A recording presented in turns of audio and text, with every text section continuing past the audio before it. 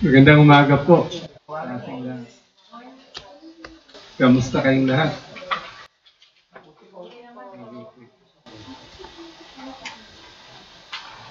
Hindi ko kasama ngayon si Sen dahil kahapon nga excited siya, text ng text eh. Anong oras ba ang service natin? Kaninang madaling araw, medyo tumaas yung temperature niya. Nagkaroon siya ng fever. At kaya baka bumalik yung UTI niya, papalab pa. So hindi siya nakasama ngayon. Kaya ang prayer ko, ang wish ko sa bawat isa sa atin na sana tayo ay nasa mabuting kalagayan. Ako din, under double antibiotic. Dumadami ang kaalaman ko sa yung health. Ngayon ko lang na-encounter yung infection sa H. pylori IgM. Hindi ko alam, hindi nyo alam, no? H. pylori. Kasi taas ay infection, di ba? Sabi ng doktor, hindi pwedeng isang antibiotic lang yan, dalawa. So, naka-double antibiotic ako. Hindi 1 week, 2 weeks. So, medyo hanggang June pa matatapos yung antibiotic ko. Kaya nga, ang prayer ko kanina, I pray for all of us na maging maayos yung kalagayan natin. Sumabay pa si Sen.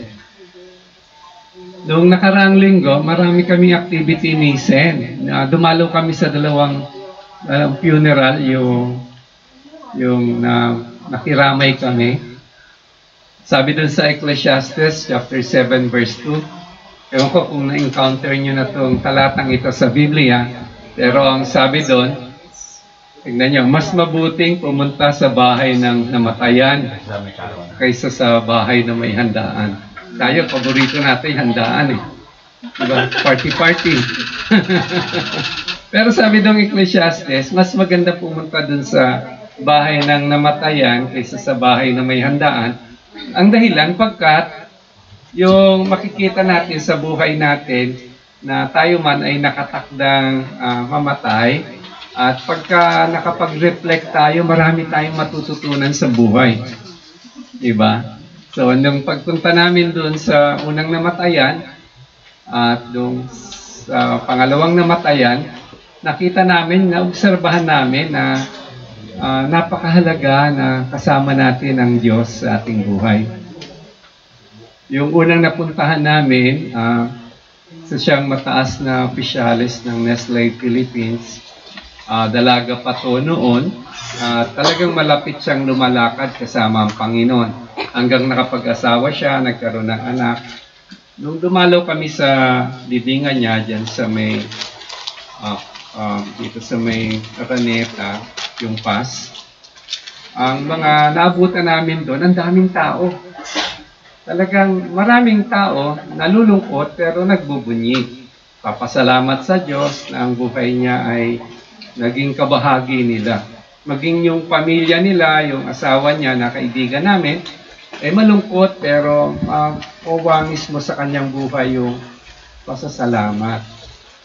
Na yung buhay ng kapatid na yumao na una ay isang buhay that is well spent. No? Ang laking bagay para sa kanila at sa mga natulungan niya.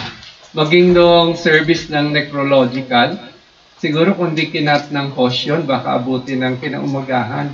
Ang daming gusto magbigay ng salita, papuri dun sa namatay. Sabi namin ni Sen, mas gusto namin ganito rin yung buhay namin. Kasi at the end of the day, di ba, lahat naman tayo, yun ang tutunguhan natin eh. Parang kung i-recap mo yung buhay mo, good yung buhay niya. Pasalamat kami sa Panginoon doon. Noong susunod na Sunday, dinalaw namin ni Sen, magkaiba. Yung isa, yung inaanak niya na mas bata, nasa 40s lang nga tayo na namatay. Tapos ako naman, pinuntahan ko yung batchmate ko nung high school, namatay yung kapatid niya. Sa batch kasi namin, mag-50th reunion na kami, kaya medyo nagiging close kami. Kaya, minabuti ko na dumalaw sa kanya, condole sa kanya. At ito'y baliktad naman yung naranasan namin ko dito. Malayong malayo doon sa nakita ko doon sa unang dinalaw naming namatay. Maingat dapat ako magsalita kasi hindi dapat ako judgmental. Ang sasabihin ko lang, obserbasyon. At mahal natin itong mga kapatid natin. Yung batchmate ko, naging kaibigan ko din yan. Kaya mahal ko yan. Dinalaw ko nga. Nagulat ako, dalawa lang kaming dumalaw. yung page dun sa pinipirmahan, yung sabi ni Pastor Norman, pinaparapol daw yun eh. Yung sa umpisa, pipirma ka. Yung parang, hindi nga nakakalahati dun sa first page. Kaya pumirma ako, nasa kalahati pa lang, first page. Wala na. Kaya pagpasok ko, wala talagang tao. Yung isang kaibigan ko na naka-wheelchair, ako, at saka yung batchmate ko, at saka yung isang kapatid niya. Bali 5 kami. Ando dun sa Lamayan. Last night na yun eh. Dapat madami, no? Pero wala sila lang eh. Tapos nung last night na yun, uuwi na yung labi. Sabi ko, sige, baka gusto nyo mag-pray muna tayo bago natin iuwi yung labi ng kapatid mong namatay. So, nag-pray kami, and then nag-share ako about forgiveness. Nagulat na lang ako, nag-iyakan yung magkakapatid. May nangyari sa buhay nila eh. Kung nakakita kayo ng kotseng nalubog doon sa putik, ikot ng ikot yung gulong, hindi makaahon. Ang tawag doon, nabalahaw. May dumating siguro sa buhay nila, nabalahaw sila sa buhay. Hindi sila nakaahon. At sa punto, nagkahiwalay na yung magkakapatid, yung ibang pamilya yung nasa US, walang pakialam, doon sa tatay nilang namatay, etc. na balahaw yung buhay. Doon ko nakita yung napaka-importante nung topic natin ngayong umaga. Dito sa buhay natin, merong Diyos na pwede naman natin kaagapay sa buhay. Tandaan natin, walang perfectong buhay. Walang perfectong relasyon. Walang perfectong sitwasyon. Tayo dadanas isang pagkakataon, maranasan mong na fake news ka. Isang pagkakataon, nakita mo may mga kaaway ka. Inaway ka. Feeling mo, bait-bait mo, pero inaaway ka. Hindi lang yun, minsan pinagtutulungan ka pa. Tapos, kung hindi tayo matutong mag-respond sa mga sitwasyon na ganito, baka dumating yung sitwasyon sa buhay natin na balahaw tayo. Na lalakad tayo dito, nabubuhay tayo, nakangiti tayo. Pero yung puso natin durog sa pagduluksa. Tayo hindi maka-move on ng maayos sa buhay. Ang good news, hindi naman dapat mangyari sa atin yan.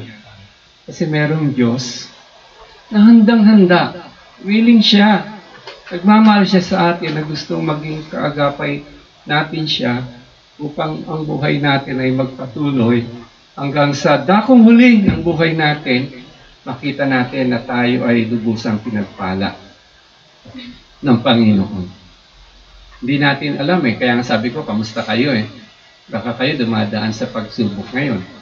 Baka kayo may naharap na mga kalungkutan o mga hamon na hindi ordinaryo. Magandang paalala natin sa bawat isa. Ang pag-aaralan natin ngayon, umaga, sa Psalm 27, meron tayong Diyos na kaagapay natin sa buhay. Nakuha niyo po, uwi na tayo. Basahin muna natin. Patawa lang. Basahin natin yung Psalm 27. Nandiyan dyan sa program. Medyo maliit yung pagkakasulat, sabi ni Pastor Norman. Kaya payagan niyo po na ako magbasa ng mga talatang ito. Verse 27, awit 27, 27, verse 1. Si Yahweh ang ilaw ko at kaligtasan. Sino pa ang aking katatakutan? Si Yahweh ang muog ng aking buhay. Sino pa ba ang aking kasisindakan? Kung buhay ko ay pagtangkaan ng taong masasama, Sila'y mga kalabang ko at mga kaaway nga. Mabubuwal lamang sila at mapapariwara. Kahit isang hukbo na ang sa akin pumalibot, hindi pa rin ako sa kanila matatakot. Salakayin man ako ng mga kaaway, titiwala pa rin ako sa may kapal. Kay Yahweh ay isang bagay lang ang aking hinihiling. Isa lamang talagang aking hangarin, ang tumira sa templo niya habang buhay, upang kagandahan ni Yahweh aking mapagmasdan at dooy humingi sa kanya ng patnubay. Itatago niya ako kapag may kaguluhan. Sa loob ng kanyang templo ako'y iingatan. Sa ibabaw ng batong malaki ako'y ilalagay. Matatalo ko ang mga nakapaligid kong kaaway. Sa templo'y isisigaw ng may kagalakan habang mga handog ko'y inaalay. Awitan ko si Yahweh at pupurihan. Pakinggan mo ako, Yahweh. Sa aking panawagan, sagutin mo ako at iyong kahabagan. Nang sabihin mo, Yahweh, lumapit ka sa akin, sagot ko'y, nariyan ako, kita'y sasambahin. Huwag ka sanang magagalit sa akin, ang iyong lingkod, huwag mo sanang palayasin. Tinulungan mo ako, Diyos, ng aking kaligtasan, huwag mo po akong iwan at huwag pabayaan. Itakwil man ako ng aking ama at ina, si Yahweh, ang sa akin ay mag-aaruga. Ituro mo sa akin, Yahweh, ang iyong kagustuhan at ligtas na landas, ako'y iyong samahan. Pagkat naglipa na ang aking mga kaaway, sa mga kaaway ay huwag akong ipaubaya, na kung lumulusob ay mga pagbabanta at kasinungalingan ang dalang sandata. Naniniwala akong bago ako mamatay, kabutihan ni Yahweh aking masasaksihan. Kay Yahweh tayo magtiwala, manalig sa Kanya at huwag manghinawa. Kay Yahweh tayo magtiwala. Nakilang Diyos, dalangin po namin ang iyong presensya, ang biyaya, ang kagandahang loob mo, at siyang pumagitan po sa bawat isa sa amin. Turuan mo kami ngayong umaga, makita ang katotohanan na sa buhay namin may tunay kaming kaibigan, tunay kaming kaagapay. Walang iba kung hindi iyon. Ikaw, O Diyos. Salamat po. Pagpalain mong bawat isa sa amin at kung meron mang dumadaan sa amin sa iba't ibang klaseng kapagsubukan sa mga sandaling ito, inihiling po namin ang basbas mo sa kapatid namin ito. Iyayaan mo ng lakas at pagtatagumpay sa lahat ng hamon sa kanyang buhay. Ito po ang dalangin namin sa pangalan ni Jesus. Amen.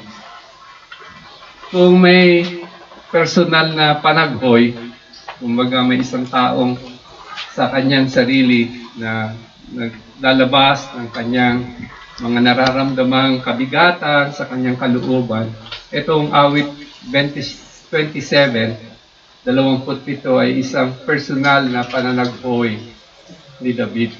Si David sa pagkakataong ito ay hari na ng bayan ng Israel. Katunayan, 40 taon siyang naghari dun sa bayan ng Israel. At dito naranasan niya ang iba't ibang hamon sa buhay na dumating sa kanya ang iba't ibang mga pagsubok at mga bagay na pwedeng katakutan. Dumating sa kanya yung minsan nabingit sa kamatayan at marami siyang kalaban. At dito, pinakita niya sa kanyang buhay, sa kanyang pananaghoy, maring tayo din nagkaroon ng mga ganitong pananaghoy sa buhay. Pero pinakita niya sa gitna ng lahat ng ito, meron siyang Diyos na tinatawagan. Meron siyang Diyos na kaagapay. Meron siyang kasama sa lahat ng kanyang pagdadaanan. Kaya nga, malakas ang loob niya, sa dakong muli, sabi niya, makikita ko ang lahat ng kagandahan ng Diyos, kabutihan ng Diyos sa aking buhay.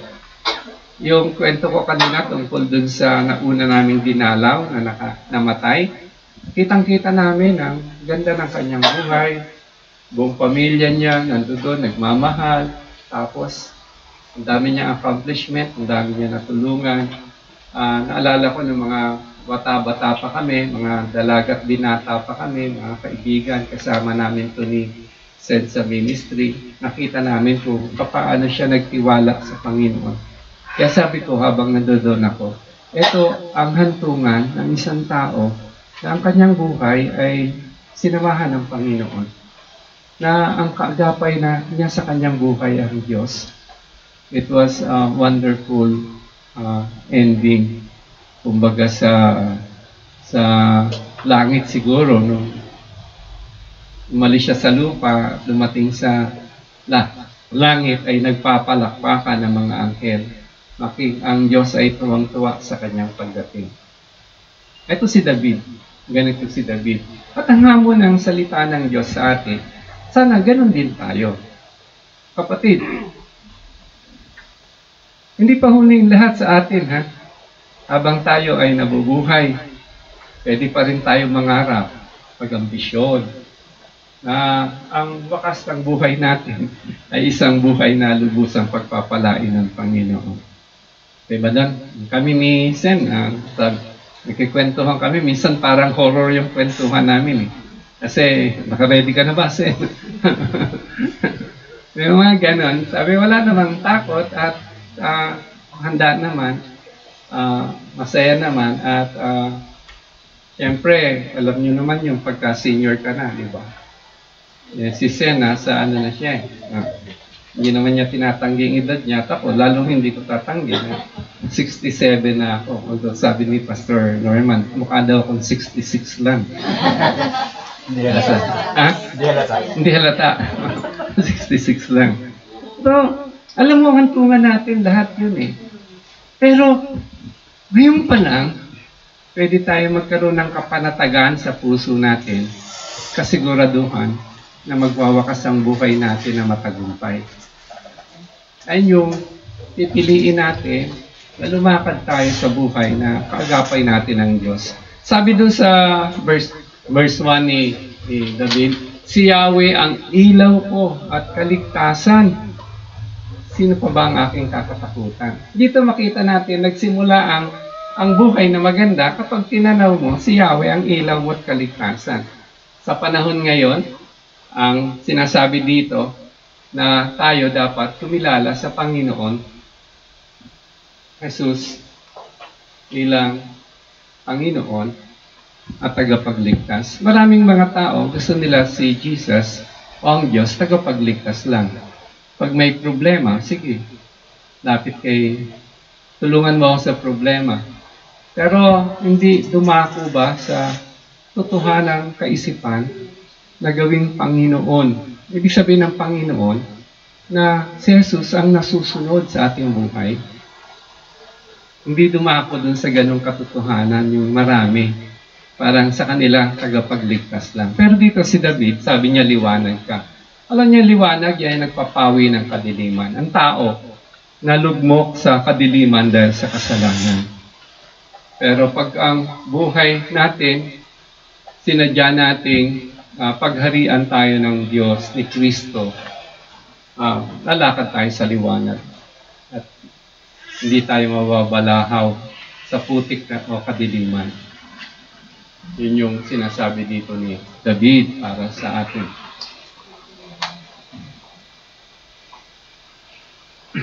Panginoon si Jesus.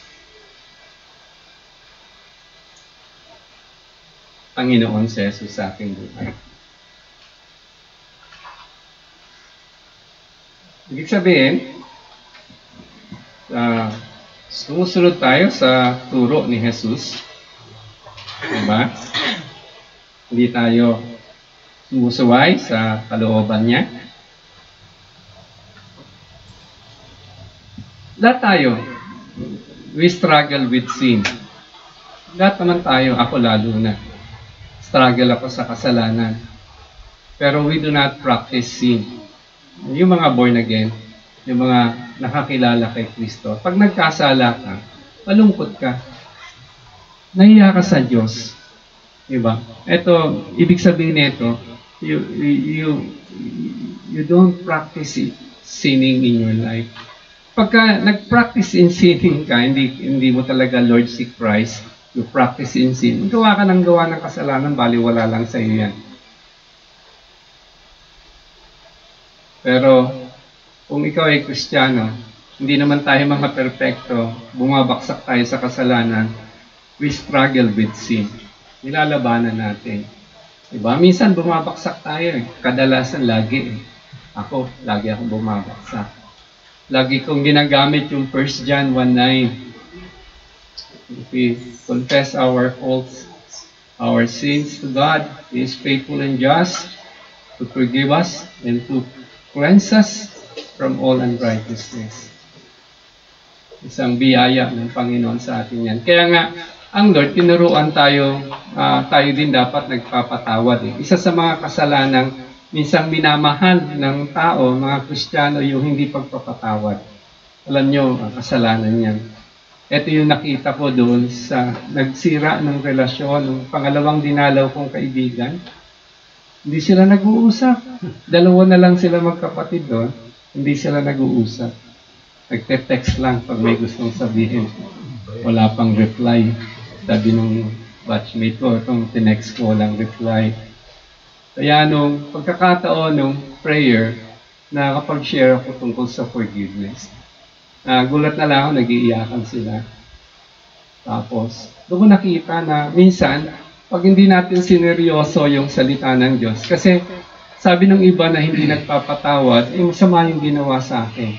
Pero habang hindi tayo nagpapatawad, lalo lumalala yung problema natin. Tayo yung nabibihag eh. Tayo yung napapahama kagaya na nangyari sa kanila. Si Christ nga, sabi ni, although hindi talaga madaling magpatawad, biyaya ng Diyos, tulong ng Panginoon sa atin para matuto tayo makapagpatawad. Si Christ nga, dun sabi niya sa mga alagad niya, nung tinanong ilang beses siya magpapatawad, sabi ng alagad, ilang beses ako magpapatawad? Sabi ni Christ, sa araw na to, pag ang tao nagkasala sa iyo, patawarin mo. Same day, nagkasala uli sa iyo. Patawarin mo ulit. Same day, nagkasala uli sa iyo. Patawarin mo ulit. Sabi nga ni Christ. Kaya sabing gano'n, itong beses yun eh. Sabi nung alagad, Lord, give us faith. Bigyan mo kami ng pananampalataya. Kasi may mga issue na kagaya nito na binabaliwala ng marami. Pero importante sa pagiging Panginoon ni Jesus sa atin. Kasi sabi ng Lord, kung hindi ka magpapatawad, hindi ka rin mapapatawad. Hindi mo mararanasan yung kagalakan ng Diyos. Kasi may balakid sa puso mo eh. Kaya nga, isipin nyo na lang kung ang Lord hindi ganun magpatawad sa atin. Same day, nagkasala tayo sa Panginoon. Humingi tayo ng tawad, pinatawad tayo. Susunod, nagkasala. The same sin. Humingi tayo ng tawad sa Panginoon, pinatawad tayo ng Panginoon. Kung hindi ganito kayaman ang pagpapatawad ng Diyos sa atin, di ba? Di wala tayong kahihinat ng buhay. Ganito ang Diyos. At gusto ng Diyos na kung maging ganun din tayo, maging kawangis tayo ni Kristo. Kaya nga, sinasabi ko, kailangan Panginoon natin si Jesus. Kailangan pagtiwalaan natin siya sa kanyang salita. Hindi yung pagtiwalaan natin, yung damdamin natin, yung iniisip natin, yung galit natin, yung gusto natin sa pagiging tao. Nasabi kasi nung marami sa sanlibutan, we don't get mad, we get evil. Kailangan makabawi tayo. Hindi ganoon ang patakaran, ang pamantayan ng Panginoon. Siya nagturo sa ating magmahal at bahagi ng pagmamahal na ito ay pagpapatawad. So, kailangan nakahanda tayo bilang Panginoon natin, si Jesus, ay dapat sumunod tayo sa Kanya. No? Matuto tayong sumunod sa Kanya. As dapat dahil Panginoon natin si Jesus, nagkakaroon ng pagmabago sa ating buhay. Imposible na maging Kristiyano ka. Sabi nga ni Pastor Raymond, tinuturo dun sa James, di ba? Your belief should definitely affect your behavior. Kaya yung kung mayabang ka, hindi ka na tatanggal sa trono mo bilang mayabang, hindi yan yung behavior ng isang taong nanampalataya kay Kristo. Kasi ang tinuturo ng Panginoon sa atin yung humility. Di ba? Sa maraming pagkakataon, yung relasyon natin sa Diyos gusto nating bigyan ng importansya. Di ba? Pagka-concert, kanta tayo ng kanta sa Lord, di ba?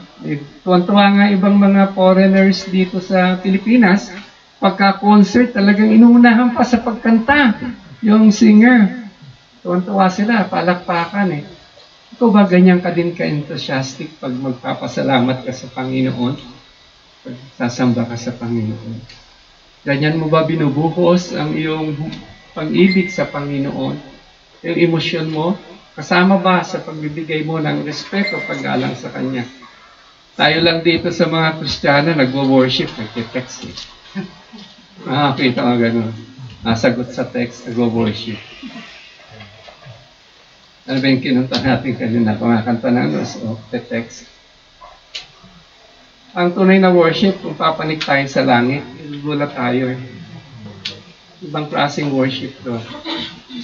Ma-out of place tayo pag pumanik tayo sa langit. Tapos ganito tayo mag-worship sa Panginoon. Mahihiya tayo sa sarili natin. Dahil ang Diyos ng mga Diyos, ang hari ng mga hari, ang lumikha ng langit, ang lupa, ang sinasamba natin. Ganito yung si David sa una niya. Kaya hindi ako natatakot, sabi ni David, anuman ang dumating sa kanyang balakid, mga problema sa buhay, hindi ako natatakot sapagkat ang Diyos ko ang liwanag, walang kadiliman sa Kanya. Ang Diyos ko ang tagapagligtas ko. Siya ang magliligtas sa akin. Sigurado siya na hindi. Siya pababayaan ng Panginoon. Sabi nung talata sa Hebrews, I will never. Yung never doon, dapat sabihin mo yan, repeat. Masyadong mabigat ang emphasis niyan. Kung babasahin mo yan, dapat 5 times. I will never leave you nor forsake you. Ganyan kabigat yung sinasabi ng Panginoon. Ganito yung confidence ni David sa kanyang Diyos. Meron siyang Diyos kaagapay sa buhay. Maraming hamon. Bawat isa hindi exempted yan. Pero ganyan si David. Yung susunod na nakikita natin na katangian ni David bilang kaagapay niya yung Diyos, ang Diyos sa kanya ay katiwa-tiwala. Hindi siya takot humarap sa panganib sapagkat alam niya na ang Diyos ang security niya. Hindi siya mapapahamak dahil kasama niya ang Diyos. Katiwa-tiwala ang Diyos na kasama niya. Naalala niyo nung bata pa si David, sabi ng tatay niya sa kanya, David, dali mo itong tinapay at keso sa mga kapatid mong sundalo, nakikidigma sila. At bigyan mo din ng keso at tinapay yung kanyang commander. Si David bilang masunuring bata, pumunta dun sa pakikipagtunggali. Kalaban nila ng mga Israelita noon, si Goliath. Alam niyo, 40 days and 40 nights. Si Goliath, nangangantsaw sa buong bayan, sa mga sundalo ng Israel. One-on-one, mano-mano. Sinong lalaban sa akin? Pag napatay niyo ako, talo na kami. Pag napatay ko, talo na kayo. Ang alam ko, si Saul, yung hari ng Israel nung panahon na yon, 6-footer. Kung si Goliath ay higante, ang pwedeng lumaban sa kanya si Saul, yung hari ng Israel. Natakot kay Saul. Higante, parang 9-footer, 10-footer, hindi ko sure, pero kakaibang klase yung tangkad niya. Pati si Saul natakot, sabi ni Saul, sige, sino sa inyo gustong lumaban? Bibigyan ko ng pabuya. Mga sundalo, walang magsabi, ako. Nung si David inutusan dun sa battlefield, dumating siya doon. Dala niya yung tinapay para sa kanyang kapatid at keso. Narinig niya si Goliath. Ang unang sinabi niya, sino ba itong higanting to? Na kumukot siya sa Panginoon namin. Sabi niya, akong lalaban. Bata pa eh. Hindi siya natakot kasi alam niya katiwa-tiwala ang Diyos niya. Sa buhay natin, daming higante. Diba? Takot ba kayo? Natatakot ka na ba ngayon sa buhay? Punong-puno ba ng pag-aalala ka ngayon? Kasi ang daming hindi given eh. Ang bilis ng pagbabago sa buhay. Takot ka ba? Yung pagtitiwala sa Diyos, yung buong pagtitiwala sa Kanya, alam niyo, wawalisin lahat ng takot natin. Makikita natin ang buhay, kaya natin yan. Kaagapay natin ang Diyos. Katiwa-tiwala siya. Hindi niya tayo pababayaan. He will never, never, never, never, never leave us nor forsake us. Ganong kabuti ang Diyos. At dapat ganon din tayo katapang sa buhay ng mga Kristiyano. Pero sino ba dito hindi na nakakatulog sa gabi? Kakaisip ng problema. Kailangan nating magtiwala. Si Ina, tinutulog si Pastor eh. Ano ba yun? Problema ko siya. Yun lang. Nagbawian yung agawan. Kasi normal naman tayo, di ba? Baka magulat kayo. Minsan sabihin ko, ako din, hindi ako nakakatulog minsan. Pero, nilalabanan yan ng anumang pagkatakot ng pagtitiwala sa Panginoon. Tapos, ang pangatlo, ginawa ni David dito, alam niya, laging kasama niya ang Panginoon, di ba? Sabi niya dun sa kanyang talata, ang gusto niyang mangyari sa kanyang buhay ay laging nasa isang bagay ang hinihiling niya. Sabi niya, na ako tumira sa templo mo. Ibig sabihin, Lord, kasama kita, yung presensya mo laging nasa akin sabi ni David, upang mapagmasdan ko ang kagandahan ng ating Diyos. Kaya, si David, gusto niya na alam niya na laging kasama niya ang Diyos. Isang bagay naman na gusto ng Diyos, samahan tayo sa buhay. Pero may maghihiwalay lang sa atin sa Diyos, tandaan natin. Yung relationship natin sa ating Ama, minsan nabobroke yan pagka tayo nabubuhay. Yung may kasalanan tayo, ayaw pa nating hingi ng paglilinis sa Panginoon. Ayaw nating hingin ng pagpapatawad sa Panginoon. We should keep a short account with God. Kapag alam natin na nagkasala tayo, malaya tayong lumapit sa Panginoon. Tandaan natin, yung habag ng Diyos, laging bago yan. The mercies of God is new every morning. Katunayan, pagising pa lang natin sa umaga, talagang bubulagain na kayo sa salubungin ng habag ng Diyos. Ganun kahabagin, hindi kakapusin ng Diyos ng kanyang kahabagan sa atin. Kaya nga, dapat yan yung sinisik natin sa ating buhay, yung presensya ng Diyos sa ating buhay, sa ating puso, sa ating kaluluwa. No? Hilingin natin na makasama natin siya sa ating buhay. Sa 24 hours, mga kapatid, ilang oras ba ang tinatala natin o tinatalaga natin araw-araw para makausap, makanigang Diyos? Ilang oras? Sa loob ng isang araw, pagising mo hanggang pagtulog mo, ilang beses mo kinausap ang Diyos?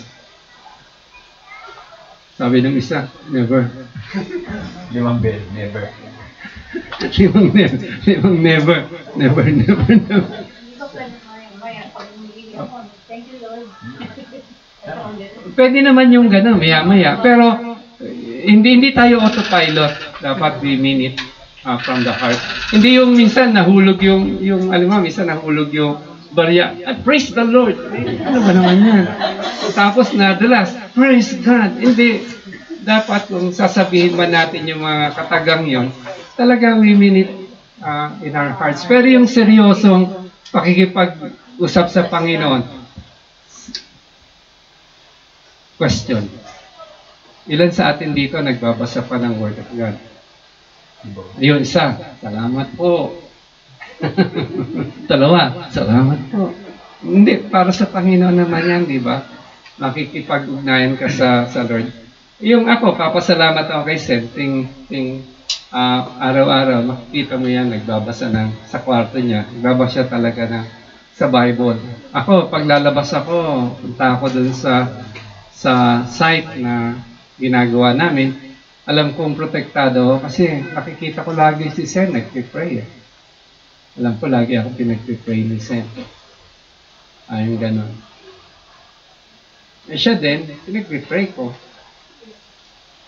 Ikaw, yung anak mo, pinagpipray mo pa ba? Pag mo sabihin, nandiyan naman si pastor, bahala na si pastor dyan. Wag, paano kung nakalimutan ni pastor yung anak mo? Sinong nagpipray para sa anak mo? At habang nagpipray ka, nagiging close pa kayo ng Lord. Alam nyo, pagka pinagpipray natin yung isang tao, mas marami tayong nalalaman, mas marami tayong natututunan sa Panginoon. So, mahal mo yan, di ba? Pag-pray mo, di ba? Ang Lord, mahal mo. Kausapin mo ang Lord through prayers. Kausapin ka ng Lord through reading His words. Kapag nagbabasa tayo ng Biblia, ang Lord nangungusap. Okay ba doon? At yung pangapat na ginagawa dito na David, sabi niya siya handang gabay at tagapag-ingat. Nagtitiwala si David na ang Diyos gagabay sa kanya at mag-iingat sa kanya. Yung problema na mabalahaw tayo sa isang sitwasyon ng buhay, tas permanenteng nandoon na tayo. Umabot na ng maraming taon, nandoon pa rin tayo. Hindi pa rin tayo maka-move on. Ang Lord ang magagabay sa atin. Hindi hayaan ng Diyos na mabalahaw yung buhay natin. Ang buhay natin ay iingatan niya. Wala naman natang tao na hindi tinamaan ng sama ng loob. Wala naman tao na nabuhay dito sa imperfectong mundo na hindi nasaktan ng kanyang mahal sa buhay. At minsan, ang irony ng lahat ng ironies, yung tao na pinakamamahal natin, siya pa yung tao magbibigay sa atin ng pinakamasakit na karanasan. May mga pagkakataon gano'n. Kaya, mas masakit ang dating sa atin. Ano ba, ang baliwala sa atin kung anong desisyon ni Trump sa US? Diba? Hindi naman tayo apektado eh. Pero itong kapatid mo, itong nanay mo, tatay mo, anak mo, kaibigan mo na malapit sa'yo, may desisyong gawin, maling gawin, apektado ka, masaktan ka. Di ba? Nagulat ako nung nag-pray ako dun sa pangalawang pamilya na dinalaw ko yung kaibigan ko. Nag-pray ako. And habang nag-pray, gulat ako nag-iyakan yung pamilya. Kasi may humabol na bisita, pamangkin, galing sa malayong lugar sa Cavite, tapos dumalaw at habol. Siyak din siya ng iyak. Then later, na-realize ko, itong pamilya palang pangalawa, kaya ganun very cold sa bawat isa. Meron silang nangyari nung nakaraan, hindi na sila nagpatawaran. Kaya pagkatapos ng prayer, nagpasalamat sila at ang prayer ko magpatuloy sila sa sana mabuhay ang magandang relasyon sa kanila. At first time ko, pagkatapos ng prayer, pagkatapos naming uuwi na yung abo matanda na yung kuya, mahina na yung ate, walang magdadala nung abo dun sa bahay. Kaya kasama ako, akong tagadala ng abo. First time, nakapagdala yung ash ba? Yung urn. Ako nagdala ng urn din sa bahay. At may mga mark na improvement sa buhay. And I'm still praying for them na magpatuloy yung reconciliation sa kanilang family. And then, talagang pakita nila, hindi pa naman huli ang lahat eh. Diba? Yan ang sa Diyos. Ganyang kayaman ang Diyos sa biyaya at sa habag. Yung magnanakaw nga dun sa krus, nakabayubay kasama ni Kristo. Sabi ni Kristo sa kanya nung inamin ang kanyang kasalanan, humingi ng tawad. Sabi ni Christ sa kanya, makakasama kita ngayon sa paraiso. Hindi na gumawa ng good works yun eh. Hindi na nagbigay ng offering sa church nila. Walang tithes yun. Pero sabi ni Christ, you will be with me in paradise. Tayong lahat na nabubuhay. May pag-asa tayo. Ang ganda ang buhay. Tandaan lang natin sa buhay natin, importante na may kaagapay tayong Diyos. Yan si Kristo natin, Panginoon at tagapagligtas. Kung ikaw nagdadalawang isip pang gawing kumpleto ang Panginoon si Jesus sa iyong buhay, nawa ang sa mga sandaling ito, maliwanagan tayo sa ating buhay na wala tayong pinakamagandang desisyon sa buhay, sa lifetime natin, kundi gawin si Kristo, iluklok siya na hari na ating buhay. At magkaroon ng commitment sa ating mga sarili na siya ang masusunod. Ang kanyang salita, magiging patnubay natin. Siya ang magbabago sa atin. Siya ang magbibiyaya sa atin. At kapatid, pagkatapos ng lahat ng ito, hindi ka lugi, hindi ka talo. I'm very sure you will have a life that is richly blessed by God. Kagaya nung kaibigan namin na dinalaw namin nung sa huling hantungan niya, maraming masasaya. Malungkot na masasaya. Umiiyak na nagtatagumpay. Kasi ang paghahari ni Kristo sa buhay ng kapatid na lumisan ay makatotohanan. Nagdala to ng masaganang pagpapala sa kanyang buhay. Hindi ko na lang sasabihin kung paano siya pinagpala ng Panginoon dito sa sanlibutan, kung paano tinaas ng Panginoon ng kanyang career, kung paano siya pinaikot ng Lord sa iba't ibang sulok ng mundo para sa gawain, kung gaano kadami ang taong natulungan niya. Pero ito namang lahat ng ito nangyari, biyaya ng Diyos. Sa atin mangyayari yan, hindi dahil malakas tayo, hindi dahil magaling tayo, hindi dahil kung sino tayo, hindi dahil mabiyaya ang Diyos sa atin. Amen ba dyan? Pangwakas, magtiwala tayo sa Diyos. Simulan natin yung araw natin sa panalangin. Magbasa tayo, balik tayo sa pagbabasa ng salita ng Diyos. At kung may pagsubok tayo, kaya ng Diyos yan. Hindi tayo pababayaan ng Diyos. Yan para sa atin. Tapos kung ikaw naman may pamilyang mahal, may kaibigang mahal, may kapatid na mahal, kapitbahay na mahal mo, tao sa paligid mo, nawa ang panalangin ko, maantig ka din sa iyong puso upang kung hindi nila kilala si Kristo bilang Panginoon at tagapagligtas, kung di pa nila kilala ang Diyos na kaagapay ng buhay, nawa maging instrumento ka ng Diyos para abutin sila ng pagmamahal ng Diyos. Unawaan natin, unawaan nila, gaya ng pag-unawa natin, mahal na mahal tayo ng Diyos. For God so loved the world, He gave His only begotten Son, so that whoever believes in Him will never perish, but will have eternal life. Let's pray. Dakilang Diyos, maraming salamat po sa mayamang biyaya mo sa amin. Salamat sa muling pagpaalala sa amin na walang mabuting kaagapay sa buhay namin ngayong maliban sa iyo. Na kayo, Diyos, ang tagapagdala ng masaganang biyaya sa bawat isa sa amin. Nawang aming isip at puso ay bukas sa katotohanan ito at magkaroon ng bawat isa na desisyon, panatag na paninindigan na kayo, Jesus, aming Panginoon, tagapagligtas, kayo po ang magiging pangunahin sa aming mga buhay. Ito po ang panalangin namin sa pangalan ni Jesus. Amen.